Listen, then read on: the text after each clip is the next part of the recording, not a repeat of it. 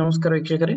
ಇವತ್ತು ನಾವು data science ಅಲ್ಲಿ ಮಷಿನ್ ಲರ್ನಿಂಗ್ ವರ್ಕ್ ಫ್ಲೋ ಮತ್ತೆ ಯಾವ್ಯಾವ ಪಾಪ್ಯುಲರ್ ಮಷಿನ್ ಲರ್ನಿಂಗ್ ಅಲ್ಗಾರಿದಮ್ಸ್ ಇವೆ ಅಂತ ನೋಡೋಣ.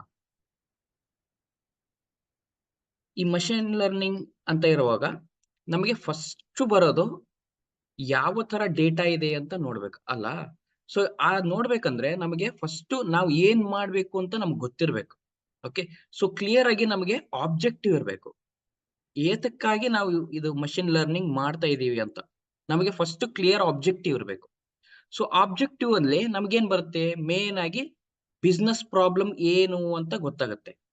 ಓಕೆ, ಪ್ರಾಬ್ಲಮ್ ಏನು ಅಂತ ಗೊತ್ತಾಗಬೇಕು. ಸೊ ಯಾಕಂದ್ರೆ ಸೊಲ್ಯೂಷನ್ ಮಾಡ್ಲಿಕ್ಕೆ ನಮ್ಗೆ ಏನ್ ಆಬ್ಜೆಕ್ಟ್ ಬೇಕು ಅಂತ ಗೊತ್ತಾಗುತ್ತೆ ಅದರಲ್ಲಿ.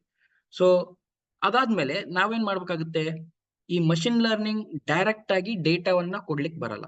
ಸೊ ಆ ಡೇಟಾವನ್ನ ಕಲೆಕ್ಟ್ ಮಾಡಿರ್ತೀವಲ್ಲ, ಆ ಕಲೆಕ್ಟ್ ಮಾಡಿರೋಂಥ ಡೇಟಾ ಅಲ್ಲಿ ಏನೇನು ತೊಡಕುಗಳಿದೆ ಅಂತ ನೋಡ್ಬೇಕು.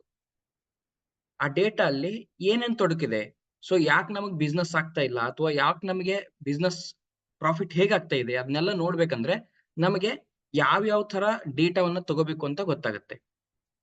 ಸೊ ಆ ಡೇಟಾ ತಗೊಂಡಾಗ ನಮಗೆ ಮ್ಯಾಪ್ ಮಾಡ್ಬೇಕಾಗತ್ತೆ. ಆ ಡೇಟಾವನ್ನ ಮ್ಯಾಪ್ ಮಾಡ್ಬೇಕಾಗತ್ತೆ ನಮ್ಮ ಮಷಿನ್ ಜೊತೆಗೆ. ಆ ಮಷಿನ್ ಜೊತೆಗೆ ಮ್ಯಾಪ್ ಮಾಡ್ಬೇಕಂದ್ರೆ ನಾವು ಡೈರೆಕ್ಟ್ ಆಗಿ ಏನೋ ಸ್ಟೇಟ್ಮೆಂಟ್ ಕೊಡ್ಲಿಕ್ಕೆ ಬರಲ್ಲ. ನಾವು ಸರ್ಟನ್ ಡೇಟಾ ಕೊಡ್ಬೇಕು. ಆ ಡೇಟಾ ಕೊಟ್ಟಾಗ ನಮಗೆ ಯಾವ್ಯಾವ ತರ ಡೇಟಾ ಕಲೆಕ್ಷನ್ ಮಾಡ್ಬೇಕು ಅಂತ ಗೊತ್ತಾಗುತ್ತೆ.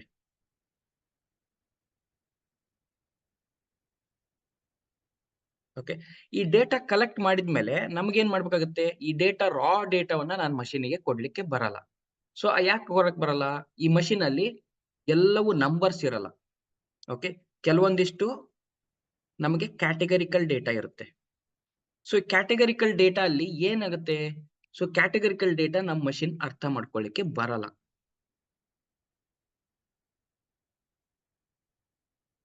ಈ ಡೈರೆಕ್ಟ್ ಆಗಿ ಈ ಡೇಟಾವನ್ನ ನಾವು ಮಷೀನಿಗೆ ಕೊಡ್ಲಿಕ್ಕೆ ಬರಲ್ಲ. ಸೊ ಇದನ್ನ ಡೇಟಾ ಕನ್ವರ್ಟ್ ಮಾಡ್ಬೇಕಾಗುತ್ತೆ. ಆಮೇಲೆ ಡೇಟಾ ಕಲೆಕ್ಟ್ ಮಾಡುವಾಗ ನಿಮಗೆ ಎಷ್ಟೋ ಸತಿ ಔಟ್ ಆಫ್ ರೇಂಜ್ ಡೇಟಾ ಬಂದಿರುತ್ತೆ.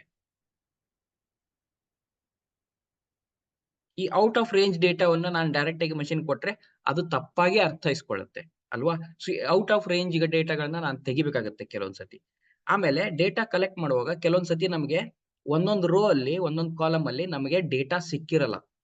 ಓಕೆ, ಫಾರ್ ಎಕ್ಸಾಂಪಲ್ ನಾನೇನೋ ಒಂದು ಡೇಟಾ ಕಲೆಕ್ಟ್ ಮಾಡುವಾಗ ಒಂದೇನೋ ಏಜ್ ಅಂತ ಕಾಲಮ್ ಇರುತ್ತೆ. ಈ ಏಜ್ ಕಾಲಮ್ ಅಲ್ಲಿ ಕೆಲವೊಂದ್ಸತಿ ನನಗೆ ಏಜ್ ಕರೆಕ್ಟ್ ಆಗಿ ಸಿಕ್ಕಿರಲ್ಲ. ಸೊ ಅವಾಗ ನಾನೇನ್ ಮಾಡಿರ್ತೇನೆ, ನಲ್ ಅಂತ ಹಾಕಿರ್ತೇನೆ. ಈ ನಲ್ ಅಂತ ಹಾಕಿದಾಗ ನಲ್ ಡೇಟಾವನ್ನ ನಾನು ಡೇಟಾ ಮಷೀನ್ಗೆ ಕೊಡಕ್ ಬರಲ್ಲ, ಕೊಡಬಾರ್ದು ಅಲ್ವಾ. ಸೊ ಇಲ್ಲಿ ಏನಾದರೂ ಒಂದು ಡೇಟಾ ಹಾಕ್ಬೇಕು. ಸೊ ಅದೆಲ್ಲ ನಾವು ಡೇಟಾ ಪ್ರಿಪ್ರೇಷನ್ ಅಂತ ಹೇಳ್ತೀವಿ. ಅದೆಲ್ಲ ಕೆಲಸ ಮಾಡೋದು ನಾವು ಕ್ಯಾಟಗರಿಕಲ್ ಡೇಟಾವನ್ನ ಕನ್ವರ್ಷನ್ ಮಾಡೋದು, ಔಟ್ ಆಫ್ ರೇಂಜ್ ಇರೋ ನಂಬರ್ನ ತೆಗೆಯೋದು ಅಥವಾ ರೀಪ್ಲೇಸ್ ಮಾಡೋದು, ಅಥವಾ ನಲ್ ಡೇಟಾವನ್ನ ರೀಪ್ಲೇಸ್ ಮಾಡೋದು ಅಥವಾ ತೆಗೆಯೋದು. ಈ ಡೇಟಾವನ್ನ ಪ್ರಿಪರೇಷನ್ ಅಂತ ಹೇಳ್ತೀವಿ. ಇದಲ್ದೆ ನನಗೆ ಕೆಲವೊಂದ್ಸತಿ ಏನಾಗುತ್ತೆ, ಈಗ ಡೇಟಾ ಕಲೆಕ್ಟ್ ಮಾಡಿದ್ರಲ್ಲಿ ಸಾಕಷ್ಟು ಕಾಲಮ್ಸ್ ಇರುತ್ತೆ. ಈ ಎಲ್ಲಾ ಕಾಲಮ್ಸ್ ನಮಗೆ ರಿಕ್ವೈರ್ಡಾ ಇಲ್ವಾ ಅದು ಗೊತ್ತಿರಲ್ಲ. ಸೊ ಅದನ್ನ ನಾವು ಅನಾಲಿಸಿಸ್ ಮಾಡಬೇಕು. ಸೊ ಅದನ್ನೆಲ್ಲ ಅನಾಲಿಸಿಸ್ ಮಾಡ್ಬೇಕಂದ್ರೆ ನಾವು ಇಡಿಎ ಅಂತ ಹೇಳ್ತೀವಿ. ಈ ಇಡಿಎ ಅಲ್ಲಿ ಏನ್ ಗೊತ್ತಾಗುತ್ತೆ, ಎಲ್ಲವನ್ನು ಯಾವ್ಯಾವ ಕಾಲಮ್ ಯಾವ್ದ್ರ ಮೇಲೆ ಡಿಪೆಂಡ್ ಆಗಿದೆ, ಅದ್ರದ್ದು ಯಾವ್ದಾವ್ದು ಡಿಪೆಂಡೆನ್ಸಿ ಇದೆ. ಸೊ ಫಾರ್ ಎಕ್ಸಾಂಪಲ್ ನಾನು ಸೇಲ್ಸ್ ಡೇಟಾವನ್ನು ತಗೊಂಡ್ರೆ, ಸೊ ಏನೋ ಒಂದು ಮ್ಯಾಪ್ ರೀತಿ ನಾನು ಪ್ಲಾಟ್ ಮಾಡ್ತೇನೆ. ಈ ಪ್ಲಾಟ್ ಮಾಡಿದಾಗ ನನಗೆ ಅರ್ಥ ಆಗುತ್ತೆ ಎಷ್ಟು ಪ್ರಾಫಿಟ್ ಇದೆ. ಓಕೆ, ಈ ಟೈಮ್ ಜೊತೆಗೆ ಎಷ್ಟು ಪ್ರಾಫಿಟ್ ಇದೆ, ಯಾವ ಇಯರ್ ಅಲ್ಲಿ ನನಗೆ ಎಷ್ಟು ಪ್ರಾಫಿಟ್ ಆಯ್ತು, ಯಾವ ಇಯರ್ ಅಲ್ಲಿ ಡ್ರಾಪ್ ಆಯ್ತು, ಈ ತರ ನಾನು ಅನಲೈಸ್ ಮಾಡ್ಲಿಕ್ಕೆ ಸ್ಟಾರ್ಟ್ ಮಾಡ್ತೇನೆ. ಈ ಅನಲೈಸ್ ಮಾಡ್ತಿರತಕ್ಕಂಥದ್ದನ್ನ ನಾವು ಎಕ್ಸ್ಪ್ಲೋರೇಟರಿ ಡೇಟಾ ಅನಾಲಿಸಿಸ್ ಅಂತ ಹೇಳ್ತೀವಿ. ಯಾಕೆ ಇದು ನನಗೆ ಹೇಗೆ ಹೆಲ್ಪ್ ಮಾಡುತ್ತೆ, ನಾನು ಮಷಿನ್ ಲರ್ನ್ ಮಾಡ್ಬೇಕಂದ್ರೆ ನನಗೆ ಫಸ್ಟ್ ಸ್ವಲ್ಪ ಗೊತ್ತಿರ್ಬೇಕು ಯಾವ ಪ್ಯಾರಾಮೀಟರ್ ಹೇಗೆ ವೇರಿ ಆಗ್ತಿದೆ ಅಂತ. ಅದ್ರ ಬೇಸ್ ಮೇಲೆ ನಾನು ಮಷಿನ್ ಅನ್ನ ಲರ್ನ್ ಮಾಡಿಸ್ಬೋದು ಅಲ್ವಾ. ಇದಾದ್ಮೇಲೆ ನಾವು ಮಷಿನ್ ಲರ್ನಿಂಗ್ ಮಾಡಲಿಂಗ್ ಹೋಗ್ತೀವಿ. ಈ ಮಾಡಲಿಂಗ್ ಮಾಡುವಾಗ ನನಗೆ ಸರ್ಟನ್ ಸಪೋಸ್ ಈ ಮಾಡಲಿಂಗ್ ಮಾಡುವಾಗ ನಾನೇನ್ ಮಾಡ್ಬೇಕಾಗತ್ತೆ, ಫಸ್ಟ್ ನಾನು ಮಷಿನ್ ಅನ್ನ ಟ್ರೈನ್ ಮಾಡ್ಬೇಕಾಗತ್ತೆ. ಮಷಿನ್ ಅನ್ನ ಟ್ರೈನ್ ಮಾಡಿದ್ಮೇಲೆ ನಾನು ಮಷಿನ್ ಅನ್ನ ಟೆಸ್ಟ್ ಮಾಡ್ಬೇಕಾಗತ್ತೆ, ಇದು ಹೇಗ್ ಕಲ್ತಿದೆ ಅಂತ ಅಲ್ವಾ. ಸೊ ಹೇಗ್ ಕಲ್ತಿದೆ ಅಂತ ಹೆಂಗ್ ನೋಡ್ತೀರಾ, ಯಾವ ಡೇಟಾ ಕೊಡ್ತೀರಾ. ಸೊ ನಮ್ ಡೇಟಾ ಇರುತ್ತಲ್ಲ, ಇಲ್ಲೇನ್ ಡೇಟಾ ಕಲೆಕ್ಟ್ ಮಾಡಿರ್ತೀವಲ್ಲ, ಲೆಟ್ಸ್ ಸೇ ನಾನೊಂದು 10,000 ರೋಸ್ ಅನ್ನ ಕಲೆಕ್ಟ್ ಮಾಡಿದ್ದೀನಿ, 10,000 ಸ್ಯಾಂಪಲ್ಸ್ ಅನ್ನ ಕಲೆಕ್ಟ್ ಮಾಡಿದ್ದೀನಿ.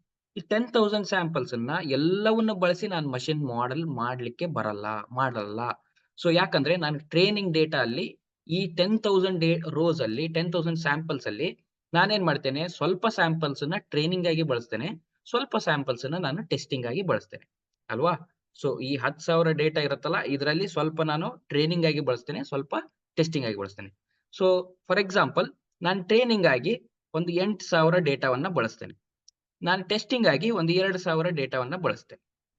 ಈ ತರ ನಾವು ಮಾಡೆಲಿಂಗ್ ಅನ್ನ ಮಾಡ್ತೀವಿ. ಮಾಡೆಲಿಂಗ್ ಮಾಡಿದ್ಮೇಲೆ ಅದನ್ನ ಇವ್ಯಾಲ್ಯೂಯೇಟ್ ಮಾಡ್ತೀವಲ್ಲ, ಇವ್ಯಾಲ್ಯೂಯೇಟ್ ಅನ್ನ ನಾವು ಟೆಸ್ಟ್ ಅಂತ ಹೇಳ್ತೀವಿ. ಈ ಟೆಸ್ಟಿಂಗ್ ಫೇಸ್ ಅಲ್ಲಿ ನನಗೆ 2,000 ಡೇಟಾ ನನಗೆ ಹೆಲ್ಪ್ ಮಾಡುತ್ತೆ ಟೆಸ್ಟ್ ಮಾಡಲು. ಏನಿದು ಟೆಸ್ಟಿಂಗ್ ಅಂದ್ರೆ, ಈಗ ನೋಡಿ, ನಾನು ಏನೋ ಒಂದು ಪ್ರಿಡಿಕ್ಟ್ ಮಾಡ್ಬೇಕಾಗಿರುತ್ತೆ. For example, diabetes. ಈ ಡಯಾಬಿಟಿಸ್ ಅಲ್ಲಿ ನನಗೆ ಡಯಾಬಿಟಿಸ್ ಇದೆಯೋ ಪೇಷಂಟ್, ಅಥವಾ ಪೇಷಂಟ್ ಡಯಾಬಿಟಿಸ್ ಇಲ್ವೋ ಅಂತ ನಾನು ಡಿಸಿಷನ್ ತಗೋಬೇಕಾಗಿದೆ. ಈ ಡಿಸಿಷನ್ ತಗೋಬೇಕಂದ್ರೆ ನಾನು ಸರ್ಟನ್ ಡೇಟಾ ಕೊಡ್ಬೇಕು. ಈ ಡೇಟಾ ಕೊಟ್ಟಾಗ ನನಗೆ ಟೆಸ್ಟ್ ಮಾಡಿದೆ. ಸಪೋಸ್ ಇಲ್ಲಿ 2,000 ಡೇಟಾ ಕೊಟ್ಟಿರ್ತೀನಲ್ಲ, 2,000 ಡೇಟಾ ಅಲ್ಲಿ ನನಗೆ ಫಾರ್ ಎಕ್ಸಾಂಪಲ್ 1,800 ಡೇಟಾವನ್ನ ಅದು ಕರೆಕ್ಟ್ ಆಗಿ ಡಿಸಿಷನ್ ತಗೊಂಡಿದೆ. ಓಕೆ, ಸೊ ಅದರರ್ಥ ಏನು, ಒಂದು 200 ಡೇಟಾವನ್ನ ತಪ್ಪಾಗಿ ಅದು ನನಗೆ ಪ್ರಿಡಿಕ್ಷನ್ ಮಾಡಿದೆ. ಈ ಪ್ರಿಡಿಕ್ಟ್ ತಪ್ಪಾಗಿ ಮಾಡಿದೆಯಲ್ಲ, ಈ 200 ತಪ್ಪಾಗಿ ಮಾಡಿದೆಯಲ್ಲ, ಇದು ಕರೆಕ್ಟ್, ಇದು ನಮ್ದು ಮಷಿನ್ ಮಾಡೆಲ್ ಕರೆಕ್ಟಾ ಅಲ್ವಾ, ಇದು ಪ್ರಾಪರ್ ಮಾಡೆಲ್ ಹೌದೋ ಅಲ್ವಾ ಅನ್ನೋದು ನಾವು ಡಿಸಿಷನ್ ತಗೋಬೇಕಾಗುತ್ತೆ. ಇದನ್ನ ನೋಡಿದ್ರೆ ನಿಮಗೆ 90% ಅಕ್ಯುರಸಿ ಸಿಕ್ಕಾಗಿರುತ್ತೆ. ಬಟ್ 90% ಅಕ್ಯುರಸಿ ಈ ತರ ಕೇಸಸ್ ಅಲ್ಲಿ ಅದು ಪ್ರಾಪರ ಅಥವಾ ಇಂಪ್ರಾಪರ. ಸೊ ಅದನ್ನೆಲ್ಲ ಮಾಡ್ಬೇಕಂದ್ರೆ ನಾವು ಸ್ವಲ್ಪ ಸ್ಟಾಟಿಸ್ಟಿಕ್ಸ್ ನಾಲೆಜ್ ಇರಬೇಕು. ಆ ಸ್ಟಾಟಿಸ್ಟಿಕ್ಸ್ ನಾಲೆಜ್ ಇಟ್ಕೊಂಡು ನಾವು ಈ ಇವ್ಯಾಲ್ಯೂಯೇಷನ್ ಅನ್ನ ಮಾಡ್ತೀವಿ. ಓಕೆ, ಸೊ ಇದನ್ನ ನೋಡಿದ್ರೆ ಎಲ್ಲದು ಈ ಇಡೀ ಸೈಕಲ್ ಅಲ್ಲಿ ನಮಗೆ first up to exploratory data analysis ಈ ಪಾರ್ಟ್ ವರೆಗೂ ನೀವು ನೋಡಿದ್ರೆ ನಮ್ದು 80% ಆಫ್ ವರ್ಕ್ ಇದರಲ್ಲೇ ಇರುತ್ತೆ. ಯಾವುದೇ ಒಂದು ಮಷಿನ್ ಲರ್ನಿಂಗ್ ಮಾಡುವಾಗ ಈ 80% ಡೇಟಾ ಇದರಲ್ಲೇ ಇರುತ್ತೆ, 80% ವರ್ಕ್. ಇನ್ ಮಿಕ್ಕಿದ 20% ಮಾತ್ರ ನಮಗೆ ಮಾಡೆಲ್ ಮಾಡೋದು, ಅದ್ರ ರಿವ್ಯಾಲ್ಯೂಯೇಷನ್ ಮಾಡೋದು, ಟೆಸ್ಟಿಂಗ್ ಮಾಡೋದು, ಇದರಲ್ಲಿ ಟೈಮ್ ಇರುತ್ತೆ. ಓಕೆ, ಹಾಗಿದ್ರೆ ಯಾವ್ಯಾವ ಮಷಿನ್ ಅನ್ನ ನಾವು ಮಾಡೆಲ್ ಮಾಡ್ಲಿಕ್ಕೆ ಬಳಸ್ತೀವಿ, ಯಾವ್ಯಾವ ಅಲ್ಗೋರಿದಮ್ಸ್ ಇದೆ, ಪಾಪ್ಯುಲರ್ ಆಗಿ ಯಾವ್ದು ಬಳಸ್ತಾ ಇದ್ದಾರೆ ಜನ. ಸೊ ಅದನ್ನ ನೋಡ್ಬೇಕಂದ್ರೆ ಇಲ್ಲಿ ನೋಡಿ, ನಮಗೆ ಮಷಿನ್ ಲರ್ನಿಂಗ್ ಅಲ್ಲಿ ಸೂಪರ್ವೈಸ್ ಮತ್ತೆ ಅನ್ಸೂಪರ್ವೈಸ್ ಅಂತ ಇದೆ, ನಿಮಗೆಲ್ಲ ಗೊತ್ತಿದೆ, ಕರೆಕ್ಟ್ ಅಲ್ವಾ. ಸೊ ಈ ಸೂಪರ್ವೈಸ್ ಮತ್ತೆ ಅನ್ಸೂಪರ್ವೈಸ್ ಅಲ್ಲಿ ನಮಗೆ ಡೇಟಾ ನೋಡಿದ್ರೆ ಒಂದಿಷ್ಟು ಡೇಟಾ ನಂಬರ್ಸ್ ಇರುತ್ತೆ, ಒಂದಿಷ್ಟು ಡೇಟಾ ನನಗೆ ವರ್ಡ್ಸ್ ಅಲ್ಲಿ ಇರುತ್ತೆ. ಫಾರ್ ಎಕ್ಸಾಂಪಲ್, ಇಲ್ಲಿ ನೋಡಿದ್ರೆ ನೀವು ಏಜ್ ತಗೊಂಡ್ರೆ ಇದು ನಂಬರ್ಸ್ ಇರುತ್ತೆ. ಓಕೆ, ಇಲ್ಲಿ ವರ್ಡ್ಸ್ ಅಲ್ಲಿ ಸಪೋಸ್ ಫಾರ್ ಎಕ್ಸಾಂಪಲ್ ನಾನು ಜೆಂಡರ್ ತಗೊಂತೀನಿ, ಈ ಜೆಂಡರ್ ನಮಗೆ ಮೇಲ್ ಅಥವಾ ಫಿಮೇಲ್ ಅಂತ ಇರುತ್ತೆ. ಹಾಗೆ ಇದು ಕ್ಯಾಟಗರಿಕಲ್. ಓಕೆ, ಸೊ ಈ ತರ ಡೇಟಾ ಇದ್ದಾಗ ಯಾವ್ಯಾವ ಅಲ್ಗೋರಿದಮ್ಸ್ ಯೂಸ್ ಮಾಡಬೇಕು, ಈ ತರ ಡೇಟಾ ಇದ್ದಾಗ ಯಾವ್ಯಾವ ಅಲ್ಗೋರಿದಮ್ಸ್ ಯೂಸ್ ಮಾಡಬೇಕು ಅಂತ ನಾನು ಇಲ್ಲಿ ಒಂದು ಬೈಫರ್ಕೇಶನ್ ಮಾಡಿದ್ದೀನಿ. ಇಲ್ಲಿ ನೋಡಿದ್ರೆ ಸೂಪರ್ವೈಸ್ಡ್ ಅಲ್ಲಿ ನನಗೆ ಕಂಟಿನ್ಯೂಸ್ ಡೇಟಾ ಇದ್ರೆ ನಾನು ರಿಗ್ರೆಷನ್ಗೆ ಹೋಗ್ಬೋದು, ಅಥವಾ ಡಿಸಿಷನ್ ಟ್ರೀ ಹೋಗ್ಬೋದು, ಅಥವಾ ರ್ಯಾಂಡಮ್ ಫಾರೆಸ್ಟ್ ಗೆ ಹೋಗ್ಬೋದು. ಸೊ ಇದು random forest tree. Okay, classification ಇದ್ರೆ ನನಗೆ KNN ಹೋಗ್ಬೋದು, ಆಗ್ಲೇ ಹೇಳಿದ್ನಲ್ಲ ಡಿಸಿಷನ್ ಟ್ರೀ ಮತ್ತೆ ರ್ಯಾಂಡಮ್ ಫಾರೆಸ್ಟ್ ಟ್ರೀ. ಸೊ ಇವೆರಡನ್ನು ಮಾಡ್ಬೋದು, ಇವೆರಡನ್ನು ನಾವು ಕ್ಲಾಸಿಫಿಕೇಶನ್ ಪ್ರಾಬ್ಲಮ್ಸ್ಗೂ ಕೂಡ ಮಾಡ್ಬೋದು. ಹಾಗೆ ಲಾಜಿಸ್ಟಿಕ್ ರಿಗ್ರೆಷನ್ ಮತ್ತೆ ನೇವಿ ಬಯಸ್ ಕೂಡ ಕೆಲವೊಂದ್ಸತಿ ಯೂಸ್ ಮಾಡ್ಬೋದು, ಲಾಜಿಸ್ಟಿಕ್ ಕೆಲವೊಂದ್ಸತಿ ಯೂಸ್ ಮಾಡ್ಬೋದು. ಮತ್ತೆ ನೀವು ಡೇಟಾವನ್ನ ಅನ್ಸೂಪರ್ವೈಸ್ಡ್ ಇದ್ರೆ ನಾವೇನ್ ಮಾಡ್ಬೋದು, ಅದು ನಂಬರ್ಸ್ ಇದ್ರೆ ನಾವು ಡೈಮೆನ್ಷನಾಲಿಟಿ ರಿಡಕ್ಷನ್ ಅಂತ ಹೇಳ್ತೀವಿ, ಅಥವಾ ಕ್ಲಸ್ಟರಿಂಗ್ ಅಂತ ಹೇಳ್ತೀವಿ. ಈ ಕ್ಲಸ್ಟರಿಂಗ್ ಮತ್ತೆ ಡೈಮೆನ್ಷನಾಲಿಟಿ ರಿಡಕ್ಷನ್ ಗಾಗಿ ನಾವು ಹೆಚ್ಚಾಗಿ ಯೂಸ್ ಮಾಡ್ತೀವಿ. ಓಕೆ, ಅದಕ್ಕೆ ಮಾಡ್ಬೇಕಂದ್ರೆ ನಮಗೆ SVD ಇದೆ, PCA ಇದೆ, ಕೆ ಮೀನ್ಸ್ ಕ್ಲಸ್ಟರಿಂಗ್ ಇದೆ. ಓಕೆ, ಮತ್ತೆ ನಾವು ಕ್ಯಾಟಗರಿಕಲ್ ಡೇಟಾ ಇದ್ರೆ ನಮಗೆ ಅದು ಅಸೋಸಿಯೇಷನ್ ಅನಾಲಿಸಿಸ್ ಅಥವಾ ಹಿಡನ್ ಮಾರ್ಕೋ ಮಾಡೆಲ್ ಮಾಡಬೇಕಾಗುತ್ತೆ. ಈ ಅಸೋಸಿಯೇಷನ್ ಅನಾಲಿಸಿಸ್ ಅಲ್ಲಿ ನಮಗೆ ಅಪ್ರಿಯೋರಿ ಇದೆ, ದೆನ್ FP ಗ್ರೋತ್ ಇದೆ. ಸೊ ಇವಿಷ್ಟು ನಿಮಗೆ ಪಾಪ್ಯುಲರ್ ಅಲ್ಗೋರಿದಮ್ಸ್ ಸದ್ಯಕ್ಕೆ ಮಾರ್ಕೆಟ್ ಅಲ್ಲಿ ಯೂಸ್ ಮಾಡ್ತಾ ಇದ್ದಾರೆ. ಸೊ ಇದಲ್ಲದೆ ಸಾಕಷ್ಟು ಅಲ್ಗೋರಿದಮ್ಸ್ ಇದೆ. ಸೊ ಅದು ನೀವು ಒಂದ್ಸತಿ ನೀವು ಕಲಿತಾ ಹೋದ್ರೆ ನಿಮಗೆಲ್ಲ ಅದು ಮುಂದೆ ಮುಂದೆ ಬರ್ತಾ ಅರ್ಥ ಆಗುತ್ತೆ. ಇದಿಷ್ಟು ಗೆಳೆಯರು ಇವತ್ತಿನ ಮಾಹಿತಿ. ಅಲ್ಲಿವರೆಗೂ ಧನ್ಯವಾದಗಳು.